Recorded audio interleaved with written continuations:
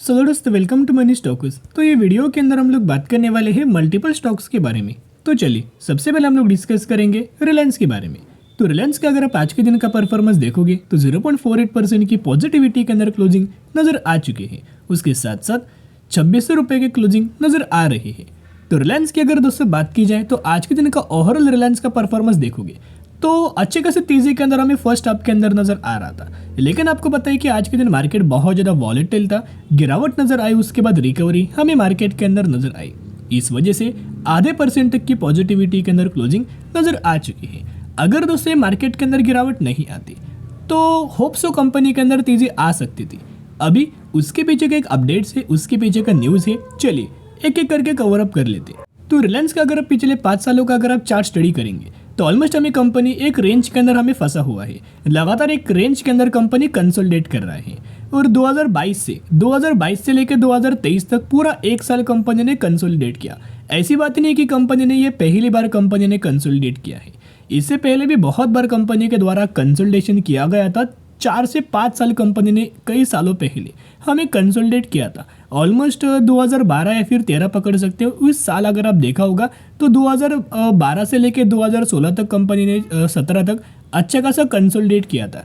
लेकिन जब कंपनी के द्वारा दोस्तों ब्रेकआउट हुआ ना, बहुत अच्छा खासा रिटर्न कंपनी ने दिया। और रिसेंटली एक साल कंपनी को कंप्लीट हो चुका है, लगातार एक रेंज के अंदर फंसा हुआ है। बिल्कुल भी इस रेंज का कंपनी के द्वारा हमें ब्रेकआउट नहीं दिया गया। लगातार कंपनी इसी लेवल्स के आसपास आता है, रेजिस्टेंस फेस करता है, उसके बाद फिर हमें गिरावट होता है, फिर एक जो रेंज है ना कंपनी वही रेंज के आसपास हमें ट्रेड कर रहा है। लेकिन इस वक्त बहुत ज़्यादा चांसेस ये है कि रिलायंस की कंपनी बहुत ही जल्द हमें एक ब्रेकआउट कर सकता है। तो जिन लोगों ने रिलायंस के अंदर खरीदारी नहीं किया, निवेश करने का बहुत अच्छा खासा मौका है, क्योंकि रिलायंस आपको बताए कि ये ऐसी कंपनी नहीं है कि साल में आपको 100% का रिटर्न देगी। ये ऐसी कंपनी नहीं है जो कि साल में आपको 50% का रिटर्न देगी। ये ऐसी कंपनी है जो कि साल में आपको 20 से 25% का रिटर्न कंपनी आराम से दे देगी। और कहीं ना कहीं ये कंपनी क्या है ना, ज़्यादातर कंपनी के अंदर गिरावट नहीं होता, कंपनी का अंदर अगर प्रॉब्लम आया तो कंपनी कंसोलिडेट कर सकता है। और इस कंपनी के अंदर अभी तक तो कोई हमें प्रॉब्लम नहीं आई, क्योंकि आपको बताएं कि रिलायंस ग्रुप ने क्या किया है ना, इनकी एक बिजनेस स्ट्रेटेजी है, लगातार ये बिजनेस एक्सपांड करते हैं, बिजनेस डाइवर्सिफाई करते हैं। तो आपको पता है रिलायंस का कोई एक रेवेन्यू सोर्सेस नहीं है, बहुत ज़्यादा मल्टी रेवेन्यू सोर्सेज हमें रिलायंस के द्वारा हमें डेवलप किया गया है। अगर एक जगह से कंपनी को रेवेन्यूज अगर नहीं आता तो दूसरे सेगमेंट के अंदर कंपनीज को अच्छे खासा रेवेन्यूज आ जाता है। तो चलिए आज के दिन का अपडेट्स हम लोग जान लेते हैं। आप डेट एंड टाइम देखेगा 2:30 बजे के आसपास ये अपडेट्स नजर आ रहा था। चलिए Reliance Industries analyst maintain bullish 2024 outlook lead by Reliance and Jio, Jefferies see more than 20% upside. यानी कि ब्रोकरेज फर्म के द्वारा हमें रिलायंस इस कंपनी को लेके बहुत ज़्यादा बुलिश व्यू दिया गया है और रिलायंस इस कंपनी के अंदर टारगेट दिया गया है। तो अगर आप करंट प्राइस से अगर आप टारगेट कंपेयर करेंगे तो 20% का अपसाइड मूवमेंट बहुत ही जल्द मिल सकता है, ऐसे हमें ब्रोकरेज फर्म के द्वारा दिया गया है।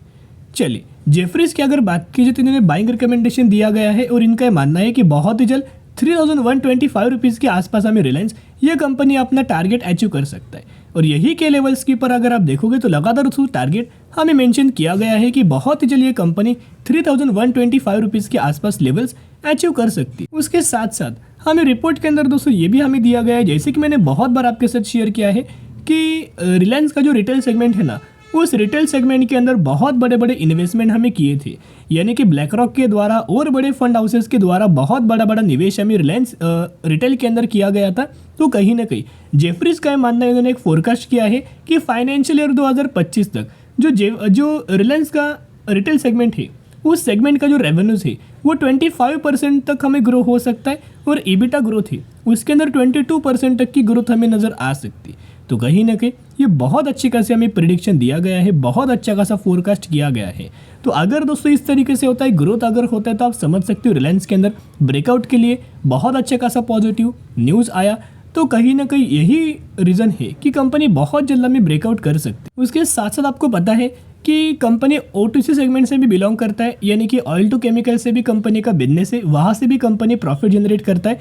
लेकिन जेफरीज का मानना है कि फाइनेंशियल ईयर 2025 तक इनका जो ईबिटा होने वाला है वो 5% से ईयर बेसिस ग्रोथ होगा और इनका जो रेवेन्यूज होने वाला है उस रेवेन्यूज के अंदर कोई ज़्यादा हमें जंप नज़र नहीं आएगा। जो मार्जिन होने वाला है वो एक फ्लैट नज़र आ सकता है, क्योंकि आप सभी को पता होगा कि लगातार ऑयल टू सेगमेंट के अंदर थोड़े बहुत हमें करंटली प्रॉब्लम है। यस दोस्तों, थोड़े बहुत हमें ऑयल टू सेगमेंट के अंदर, केमिकल्स के अंदर प्रॉब्लम्स है, लेकिन रिटेल सेगमेंट बहुत अच्छा खासा बेनिफिट रिलायंस को दे सकता है। उसके साथ साथ रिन्यूएबल एनर्जी बहुत अच्छा खासा बेनिफिट रिलायंस को दे सकता है उसके साथ साथ। और दोस्तों कंपनी कौन से बिजनेस के अंदर हमें इन्वॉल्वमेंट है?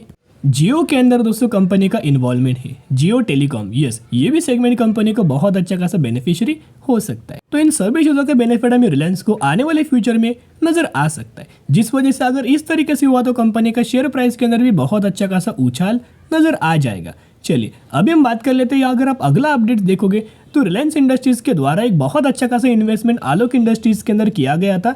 रिलायंस की ही कंपनी आलोक इंडस्ट्रीज है, यानी कि आलोक इंडस्ट्रीज के प्रमोटर्स कौन ही रिलायंस है, जहां इनके पास पहले से ही 40% का स्टेक हमें नजर आ रहा था रिलायंस कंपनी का आलोक के अंदर, और एडिशनल कंपनी के द्वारा 9% का स्टेक हमें इंक्रीज किया गया है।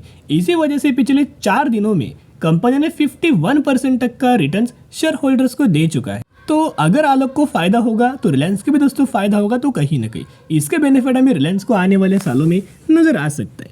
अभी देखिएगा आज के दिन का अगर आप डिलीवरीज बेस्ड पैटर्न देखोगे तो ऑलमोस्ट हमें 56% की डिलीवरी रिलायंस इस कंपनी के अंदर नजर आ चुकी है।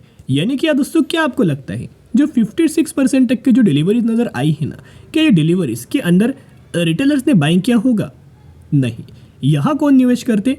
रिटेलर्स तो गिने चुने होते 1-2%, लेकिन एफआईएस के द्वारा, डीआईएस के द्वारा और म्यूचुअल फंड्स के द्वारा बहुत अच्छा खासा स्टेक हमें बाइंग किया जाता है। तो चलिए इंपॉर्टेंट डेटा मैं आपके साथ शेयर करना चाहूँगा।